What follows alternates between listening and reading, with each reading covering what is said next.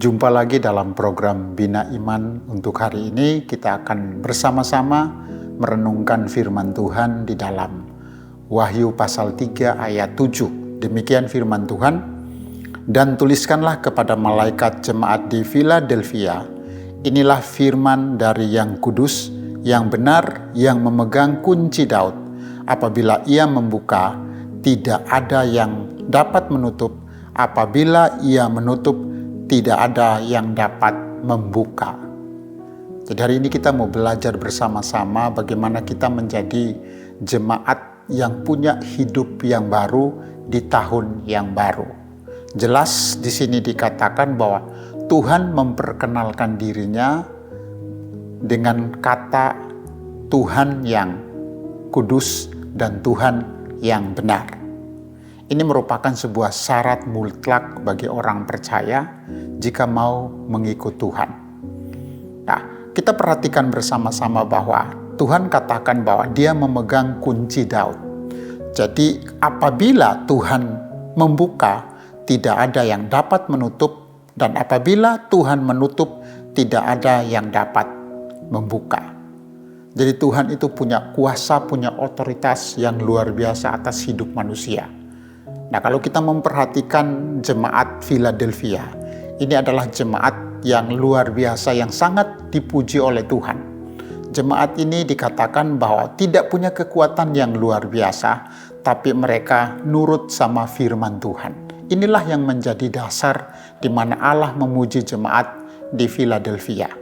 Nah, oleh sebab itu untuk menjadi jemaat yang punya hidup yang benar dan punya hidup yang sama seperti Tuhan yang kudus, kita perlu berpegang pada firman Tuhan. Mungkin akhir-akhir ini begitu banyak persoalan yang kita hadapi di tahun yang baru, tapi percaya Tuhan katakan bahwa Dia memegang kunci Daud. Apabila Dia membuka, tidak ada yang menutup, dan apabila Dia menutup, tidak ada yang membuka. Jadi tugas kita sebagai orang percaya adalah terus menjadi jemaat yang benar dan yang kudus. Ini kunci bagaimana kita bisa meraih kemenangan di tahun 2023 ini. Oleh sebab itu Bapak Ibu semua, jemaat Tuhan yang dikasihi oleh Tuhan, Tuhan merindukan kita untuk menjadi jemaat yang kudus dan yang benar. Tatkala kita melakukan apapun yang kita kerjakan dan semuanya itu dalam kebenaran dan kekudusan Tuhan, maka saya percaya Tuhan buka tingkap-tingkap sorga untuk memberkati dan melindungi kita. Oleh sebab itu kita tidak perlu takut dengan berbagai macam ancaman atau mungkin kesulitan yang akan kita hadapi di tahun 2023 ini. Yang Tuhan rindukan bagi kita adalah kita mau memegang firman Tuhan, lakukan dengan setia. Tatkala kita melakukan firman dengan setia, maka Tuhan katakan bahwa Dia akan membuka sorga untuk memberkati kehidupan rumah tangga kita.